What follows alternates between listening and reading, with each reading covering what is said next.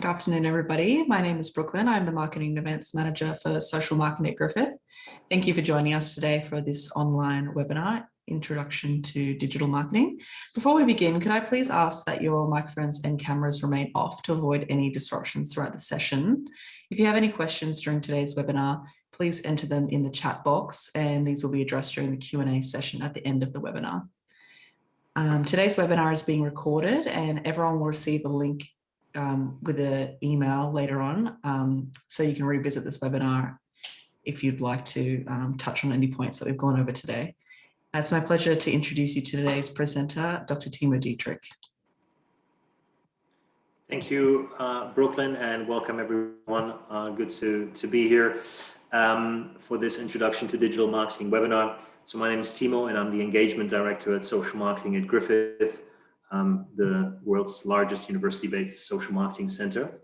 As a reminder, we use marketing as a force for good, and we apply that to some of today's most pressing health, social, and environmental challenges. So we work a lot with government, not-for-profits, charities, and so forth to help them to do more good by applying, the tools and tricks that the marketer has at their disposal. Today, we'll be talking all things digital. I'm looking very much forward to sharing with you how we can build winning digital marketing campaigns that drive the results you're looking for. So without further ado, I'd say let's get right into it. Let me begin by saying that we're dealing with a new breed of customers, a new breed of how to engage with the people that we want to serve. It's truly characterized by an age of assistance that demands you to personalize and better the experience of the people that you're wanting to serve or that you are already serving. And it doesn't matter whether you're a business, a university, or you're representing government. When you do speak to people, all the same principles and rules apply. So it's on all of us to serve the people we're seeking to serve and do that better with every day that we do it. We have seen massive shifts in consumer behavior since COVID. Digital behaviors, social behaviors, online and offline, everything has changed since COVID. And social media and messenger use, for example, has obviously shot up quite significantly, and we spend more hours in front of screens than ever before. Just think about this fact here on this slide when we look at some of the latest user data, where on average an individual will spend almost 7 hours on the internet daily. We're spending more time on different media and devices, and all of them potentially serve as a touch point to generate awareness for your organization. But it comes obviously all at a cost, at the cost of knowing where and when you should be showing up. And that's really up to not you, but it's up to the people you are serving. So let me begin by asking you a question here. How well do you really know the journey of those people that you are trying to engage with? These journeys all look very different, and they have different levels of complexity. But fundamentally, when we look at them, how well do we understand them? How well do you understand those journeys? So let's say, for example, buying a home is one of those biggest decisions that you can make in your lifetime, at least for the average person, right? So it's one of the longest paths to purchase in any industry. And it takes nearly 2 years for most people. When we think about getting vaccinated or getting people to give up a bad habit or get them to buy something, whatever that may be, or to change their beliefs, all of these objectives that you may have are part of a journey that individual would go through. So whatever your journey is, how well do you know it? So organizations haven't really tapped into the power of these journey points as effectively as possible, and haven't really maybe considered all of them yet, and maybe haven't even thought about how to replace some of these touch points along these more complex journeys, or thinking about how they can simplify these journeys altogether. So take a moment, think about your line of work, your customers, the people you're engaging with. How well do you know them, and how well do you know their journey to purchase or their journey to behavior change? I bet there are gaps and opportunities where you can truly delight the people that you're wanting to serve. So where do we want to be with our marketing efforts? The gold standard is to create meaningful one-to-one experiences that would exceed expectations when these people have their first experience with what you have on offer. Then obviously you want to maintain those expectations as they re-engage with you. And occasionally perhaps you need to surprise them and exceed expectations once again to ensure loyalty and lifetime advocacy, or lifetime loyalty perhaps, and occasional advocacy would be more appropriate to say. It means you are there where your prospect, your customer needs you, and you give them personalized assistance. That is fundamentally your job. It's not about just shouting to people, but it's about showing up when they want to hear from you. When you enter, for example, think of Amazon here, for example, and how sophisticated the online shop has become. It learns from your online behaviors, from the things that you do, the things that you buy, the things that you check out. So when you enter Amazon, or in fact any online store that is, essentially the equivalent of a brick and mortar store that would totally rearrange itself just to give you a personalized experience. I think that sort of analogy brings it really home in terms of what's actually possible when we think about online versus offline activities. I'm not saying that one is more important than the other, but we've certainly come a far way in the online domain. So that personalized store experience that we can give people online is perhaps a bit harder sometimes to recreate offline, but that doesn't mean that brick and mortar doesn't have a role to play. The big question for us is really, how do we shift towards this new gold standard? What do we need to do to be really of assistance? And I hinted towards that. We need to know our customers. We need to delight these customers, and we need to serve them with a clear purpose of why our organization exists and why what we do matters. So why is it then so difficult sometimes? Why are we stuffing it up? Why are we struggling to get our digital endeavors right? Well, here's 4 common issues that we do see a lot. So these 4 are very common ones, but obviously if you have some other, I would love for you to throw them into the chat and share them with us as we go through it. But in many cases, there's no plan in place, and there's nobody to really guide the planned efforts in terms of actually creating this specific plan and knowing what kind of a template to even utilize here. The other thing is often not knowing exactly why we're doing things in the first place. So there's the lack of clear objectives and therefore also a focus on often wrong metrics. So people get obsessed perhaps with looking at certain likes and perhaps even some engagement metrics, but they're not really adding to the bottom line of what they're trying to achieve. Insufficient or no budget. So my favorite answer, or my favorite quest that people have often in organizations is they admit that their marketing is not going well, and they just want a young person to come in, maybe at uni, or maybe even just their own niece or their nephew that they could bring in, because these guys spend a lot of time, on digital channels. Well, it's like if you think back to kids growing up and watching a lot of good old television, we would have never said just because they watch a lot of television, they are also great at creating these ads that they're watching. And think of the same way about, putting somebody young and experienced into the role of just running your digital endeavors.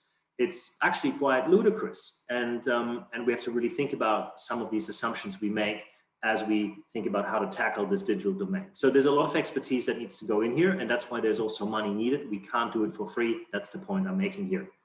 And then in large organizations, we often see these silo operations where marketers are kind of just looked at, hey, they maybe do a bit of communication stuff, but we bring them very late to the party. Or marketers don't know what the salespeople are doing. The salespeople don't know what the marketers are doing. I'm just slightly exaggerating here, but that could be very much the case. So most organizations don't have a strategy in place, a marketing strategy in place. And we know the frustration really probably stems from the fact that there's simply too much information out there and you tend to just get more confused. So we're really motivated to provide and share with you a process that gives you the best of marketing theory, the principles and the activities that you need to do in order actually to deliver that return on investment that you're looking for. And all of that in a very streamlined and straightforward sequential 5-step process. This one we have applied to many different settings and taught this to thousands of people across our masterclasses, our workshops and university courses, and it delivers on your bottom line. So let's look at these 5 steps briefly. Number 1 is about your voice. This is about getting to know who you as an organization are. It's about personifying that brand, and a deep dive, a soul searching exercise into figuring out your identity and bringing out your voice. If you don't know this, you will actually struggle because your purpose is not clear and you don't really know why you exist and who you exist for. And therefore, it makes it also harder for people that join your team to really understand what and who you are. Step number two is your audience. The second thing you really need to understand is your prospects and your ultimate customers, right? It's more than just a description that you have about mothers aged 32 to 50 or, senior folks aged 70 to 80. Creating personas is about grouping together a tribe of like-minded people that share similar worldviews or beliefs, or similar values. Step number 3 is the hourglass. It's the heart of the 5-step process. It's the command center, we like to say, and this is what helps you to get truly strategic in your marketing efforts. So this takes the emotion and that personal opinion out of the equation, and it will set your digital marketing endeavors up for success. Step 4 is the content. This is where we do the curation and the creation of content, and this is where you can actually start to play with content, curation and creation for the first time, but you have to do steps 1, 2, and 3 first. Too many folks are really dabbling in step number 4 too early without having done the legwork. And that is then the problem they encounter in step 5 when they're engaging, when they're out there in community, they're deploying their campaigns, but they're not really getting the traction. They're not getting the reach. They're not getting that level of engagement that they're looking for. So if we do steps 1, 2, 3, and 4, and we hit at that point of engagement with the people that we're seeking to serve, and then we're listening with intent and we're looking at the data to alter the course, of our plans, then that's really magic, because it means that we are starting to build a more objective way of assessing our success and really starting to get the results that we're looking for in terms of getting people to engage with us and ultimately also, take up what we have on offer. So let's look at each of those steps a little bit more in depth.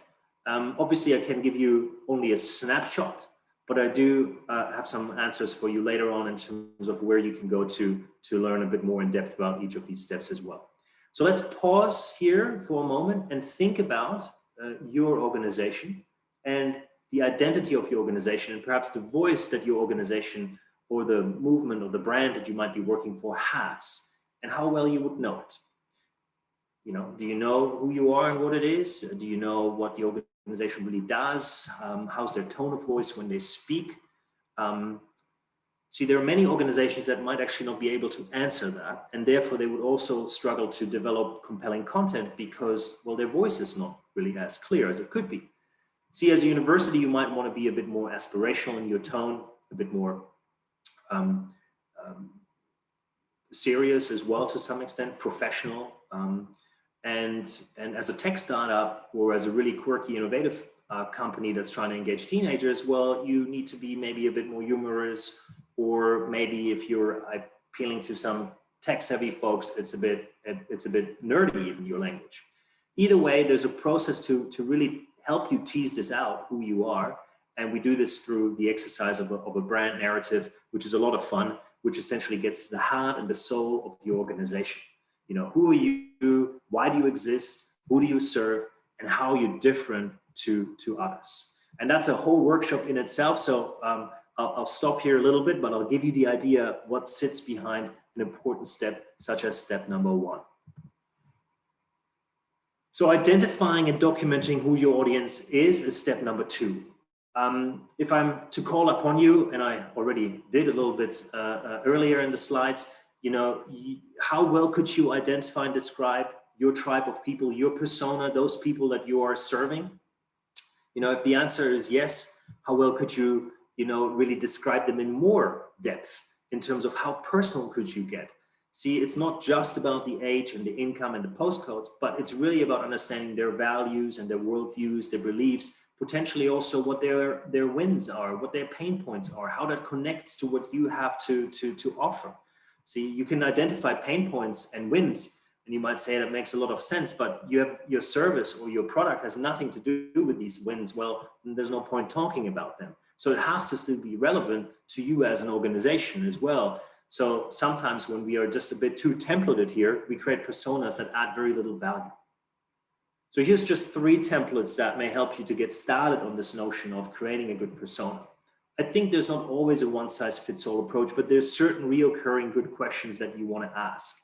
And here's just 3 random examples, but certainly that persona here on the bottom left with Rebecca about Nike, you know, it's a good example where you really can see, hey, I know this Rebecca when I look at that, and I know her relationship with Nike and the products of Nike. I know perhaps now a bit better how I can make products that really suit her, and I might start to understand where I can find her as well. There's a few details missing in terms of her, you know, perhaps online and offline type behaviors and more specific outlets that she would be on. But, you know, you can use personas for different purposes as well. So in this case, this might be a bit more product development focused rather than perhaps informing the communication. It could be a totally different Rebecca, or an extension of this persona where Rebecca gets described a bit more in depth surrounding her, you know, online behaviors, for example. The point here is that we want to start to know those people as good as we can so that we can talk their language and so that we can be of assistance, because that's the whole point. This is not about, you know, exploiting people or getting in front of these people and manipulating them, because that's often what marketing gets reduced to, but it's just simply listening and adding value to the people that you're serving. That's why marketing gets a bad rap often, because, you know, too many people use it for unethical purposes. But we can use that also from a perspective where we actually add value into people's lives. And that's a fundamental and big difference. Obviously, we're not here for an ethical debate, so let's continue a little bit more and talk about step number 3, the hourglass, in more depth. Now, the hourglass, when you think about the whole purpose of it, it's all about figuring out why do you do what you're doing. So being very specific about the change that you're seeking to make and then making it happen. And the hourglass is a roadmap to achieving essentially your objectives. We use the marketing hourglass to put some logic behind the journey of your personas. So we use this hourglass to appreciate the hard work that's required to move a customer from awareness at the top through to the conversion point, and then following that transaction, you know, when you again have to work hard to keep your persona engaged and willing to come back for more you know, engagement opportunities. And then ultimately you're wanting them to become your brand ambassador and have that positive word of mouth because of this awesome experience that they went through, and because of a product or a service or a change in their life that felt so great that they wanted to tell others about it. Now, the journeys obviously vary in complexity. I already talked about that. You know, when we talk about the home loans or travel or voting, buying cars or tech, that can take significantly longer than booking a restaurant or buying toothpaste or filling up your car at the petrol station, right? So these are faster and simpler, but they still kind of go through the same type of journeys that are represented here with the stages of the hourglass, right? And the same for behavior change journeys, whether it's changing farming practices, increasing physical activity, getting someone to stop smoking, whatever that may be, right? Always complex, always time consuming. But fundamentally, whether you're Nike, Netflix, Porsche, the government, or a charity, you crave the attention from the people that you're trying to engage. And the better you can do it with more relevant information to them, the better the outcome will be. So what do we do with this hourglass? Well, we use this hourglass to then set specific objectives for each of the stages, measurable objectives that you can check in with your team on a, let's say, quarterly basis or weekly basis to keep your finger on the pulse and see if things are working. Are people engaging with your ads? Are people coming to your landing page? Are they converting on your landing page? Quantifying each of those touch points to really understanding what's working and what's not working, taking the subjective part out of the equation and really building objective ways of understanding data-driven decision-making. From here, we go into step number 4, content creation, So the pace of content creation has surpassed our ability to consume all the stuff that we receive. There's crazy numbers circulating out there from how many messages people are being exposed to, from as little as maybe 500 in a really, let's say, not urban environment, but a really rural environment, and a person that's very restrictive with their smartphone use, maybe don't even have a smartphone use. Maybe for them, it's 100 messages, but for somebody that lives in an urban environment and is 7 hours on the internet, it might be, well more than 10 or 20,000 messages that they get exposed to.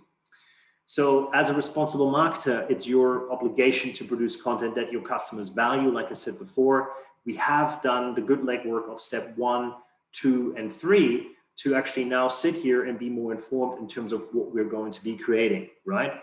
So it's not about just more stuff and more content that needs to go out, but it's now carefully curated and created in a way that it aligns with our objectives and it aligns with the people that we're wanting to serve, and we know where we can get them, and we know even what preferences they have in terms of what type of content they want to consume. Let's say video versus imagery, or maybe they want both. So we can only produce, that kind of killer content if we have done steps 1, 2, 3, and 4. And I think the disconnect that you would see here between the tiger and the cat ad, what we're trying to avoid is that even these different types of expectations arise, because we have a clear expectation for what we can do based upon the budget that we have, right? And as a result of all of this hard work that you would have done at the starting point, with the hourglass and the customer journey maps, on top of that, you would actually understand where your content would go and what kind of content you could produce. So we spend a lot of time in step 4 thinking about the curation. Where do we actually get a lot of quality content that's already out there, and how do we make it better, to creating completely new type of content, obviously. So that notion between curation and curation, and where to all pull it together into a cohesive plan that we then implement is what we do here. And obviously working towards a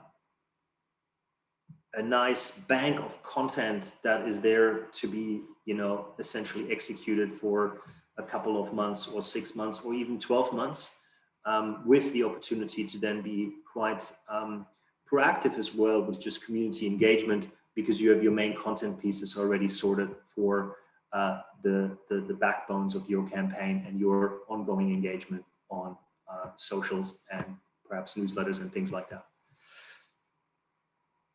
So what type of content you will create depends really on 4 main things. Just to conclude, it's your persona, it's your budget, it's your hourglass, and it's your journey map.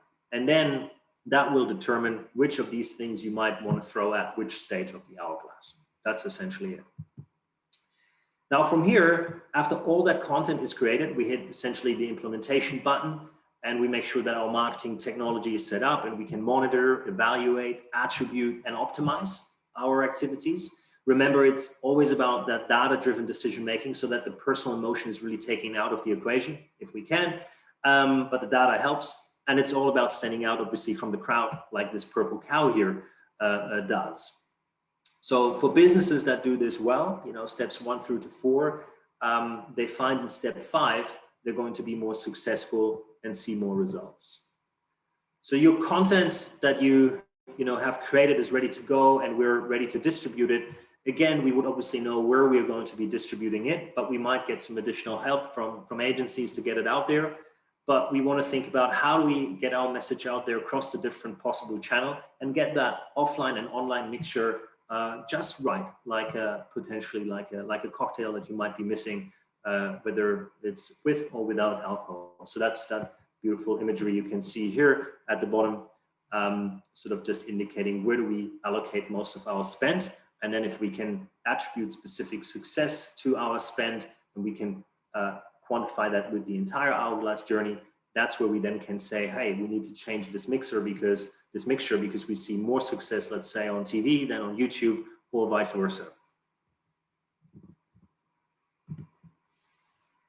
The level of sophistication of data capturing and personalization is only going to increase. I think we will have obviously certain pushes towards privacy laws and perhaps changes like we've seen recently with Apple that may temporarily inhibit us in the way we are able to advertise to people or engage with the people we're wanting to serve. But again, if we come at it from the right intent and we're not here to annoy people or force people to do something, or we're here with a product that causes harm, for example, I mean, that's a totally different motivation. We hope that we still are able to find more of the like-minded people by actually just producing good solutions for a few that then pass on that good message on behalf of those initial users. And from there, the message will spread with a big word of mouth element, whether that's online or offline. So we have to come back to always the basics, but we do want to use the technology, obviously, to help us keep a finger on the pulse, particularly if we're a larger organization, but even if we're a smaller organization, we need the marketing technology to help us keep a finger on the pulse and keep track of what our marketing spend is doing. Because we need to be the marketer that understands how people are moving through the hourglass, quantifying all of that, and really being able to say, these $10,000 got us this much in sale or this much in behavior change. That's where we want to be at, and that's a long journey, but it's definitely achievable and doable. So some of my takeaways for you after going through these 5 steps on speed with all of you. Well, so we did these 5 steps right now, and we use this to help organizations, no matter whether they're small or big, commercially oriented or more behavior change oriented, to help them with their marketing efforts and help them serve their people better and improve their bottom line fundamentally as well. So here is a process that you can sort of plug and play into your organizational setting. And once you have it in place, that will provide you with that data-driven approach towards marketing. No matter how small the budget is, you can work with that towards that sort of gold standard that we talked about today in this session. And really, you know, you need to invest the time and the money to be strategic, but also to increase your digital capabilities over time. So that's why this process is so helpful, because it can set you onto that path where you can also make a better business case to articulate why it's important to invest in particular types of technology and why it's important to get the marketing strategy right and in place, and how it complements the overall objectives of your business or your organization as a whole. Depending on how large your organization is, you want some management support as well. And I think the beauty of the 5-step process is that you can actually engage upper management or staff, depending on where you sit along this journey, and that it becomes very rewarding.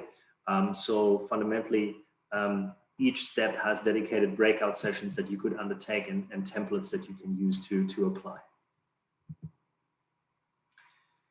So today was a glimpse into some of the awesome tips, tricks, bonuses that we can teach you to ace your digital marketing. We've packaged actually all of this up into a brand new online training course that will teach you how to apply our 5-step process to reach, engage, and convert people you're seeking to connect with. And most importantly, to make them into those brand ambassadors for what you have on offer. So the beauty of this training is you can do it on your own time and pace. It's filled with all these breakout sessions and templates and activities. So there's 9 engaging modules that are waiting for you. Whether you work in government, small, medium-sized businesses, not-for-profit sector, or your social enterprise, you know, digital strategy, marketing strategies are important. And to help you set you up with success and with speed, we have all these bonuses jam-packed into that course. And yeah, it's a great way at a very reasonable price to upskill your marketing game, and essentially apply all these lessons that we sort of briefly jump through today into your respective organizations.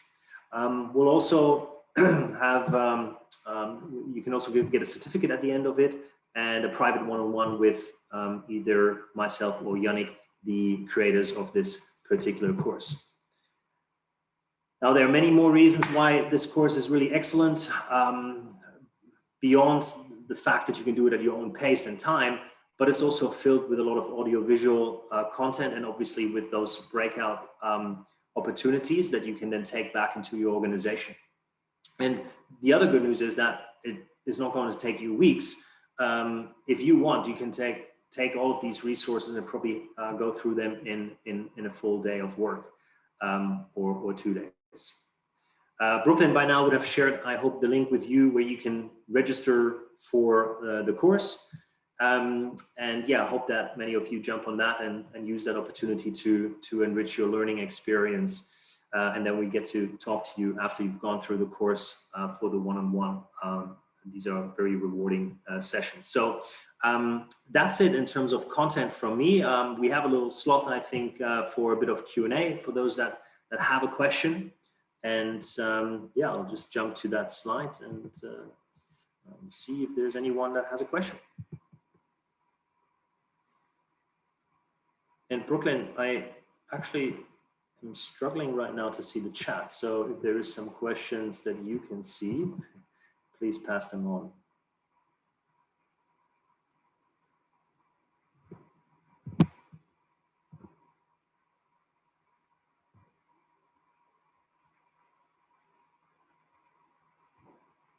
All right, I did find my chat, so it's all good. Don't need to rely on Brooklyn on that. You can either message privately as well here, or post a question to the entire, or just to me, yeah, privately or to the entire group.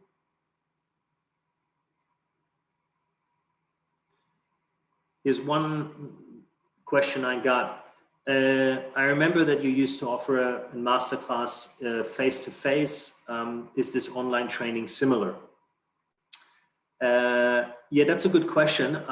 We got a lot of feedback from people that were telling us that they couldn't make the time slots for these face-to-face sessions we were running, either when we were running them online or face-to-face in Brisbane.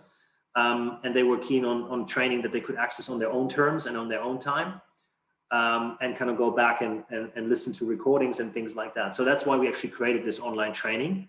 It has all the bells and whistles of our former trainings as well. But yeah, look, if your organization is interested in a bit of a personalized training, where you want us to do that in person or live on a particular day, we're very happy to do that. Just simply reach out to us. Anna is asking a question here. What you outlined is great for B2C. What changes would you make when it is B2 investors? I actually say, Anna, that everything that I still talk to you about is equally relevant, and even, you know, B2B, B2G, government, B2I, it doesn't really differ that much. The same principles of the 5-step process would be applicable. Perhaps in some cases it makes your journeys a bit easier. In others, maybe they're a bit more complex. That's then something, you know, that you go and explore. But the beauty of this process is that it doesn't matter in what setting you're operating. You can still apply those same templates and the process to your respective unique challenge that you have. Rachel is asking, would this course be a good starting point for someone who is still at the ideation stage of a small business? That's an excellent question. And sorry, Rachel, I just noticed that you sent this privately to me, so forgive me for mentioning your name. Now, I think this is a fantastic starting point, actually. And the reason is because it's going to force you as well to think about your organization, how you're different to your competition, and to really understand whether what you are going to be proposing is going to be worthwhile, your time, your energy, and whether the market wants it, whether the persona wants it. Often our ideas stem from us and our personal beliefs, and we think there is a need, and there may very well be one, but our intuition is not always right. So going through the 5-step process is going to give you the confidence whether you're doing the right thing in the first place. So I would strongly encourage you to jump on, and anyone else that's sort of at a starting ideation point, it's a good time.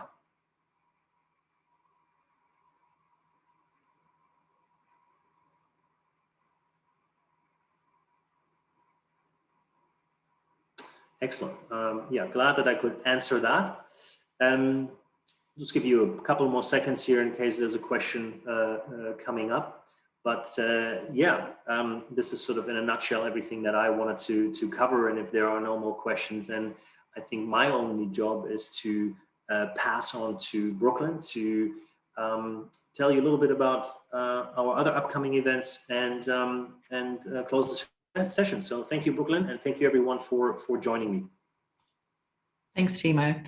Thank you, everyone, for attending today's webinar. Later on today, I will be sending out an email with the link to this recording if you'd like to revisit, and we'll also be sending you an evaluation survey. If you could please return that back to us, that would be fantastic. We really appreciate feedback on the webinars. If you're interested in attending any more of our online events, keep an eye on our events calendar. I posted a link to that in the chat box. We run many free webinars and online change events and masterclass series all year long. So if you're interested in anything else that we have upcoming, you'll find all the information on that calendar. Thank you again for joining us, and we hope to see you all again soon. Have a good afternoon.